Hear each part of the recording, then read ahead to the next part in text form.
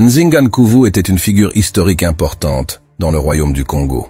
Congo était un royaume, mais aussi un empire de l'Afrique centrale.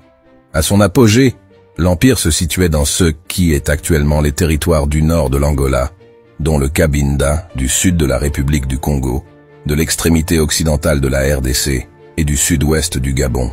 Nzinga-Nkuvu, Mani-Congo des peuples Congo, est né vers 1437 et mort en juin 1506.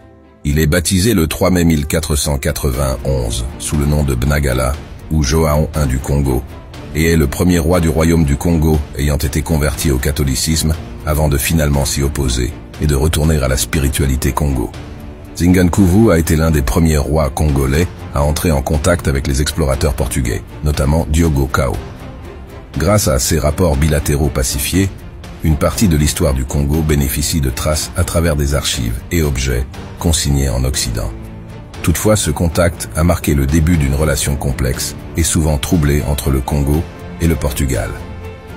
Le Mani-Congo finit 2 ans après sa conversion au christianisme par y renoncer pour revenir à la spiritualité Congo avec son fils Mpanzu Nzinga.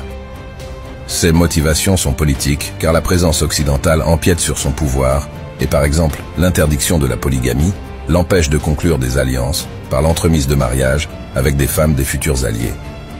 En revenant à la religion Congo, il se heurte aussi à la reine-mère baptisée sous le nom de Léonore et de son autre fils Nsinga à Mwemba, restés fidèles au catholicisme.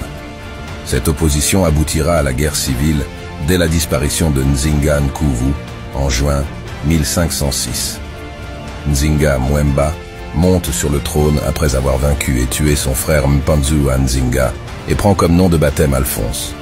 On peut présenter le règne de Nzinga-Nkuvu comme de l'expression paradoxale de la confrontation vécue par les dirigeants africains entre le vœu de se moderniser grâce aux concours extérieurs tout en conservant l'identité nationale et les appétits malsains des nouveaux venus.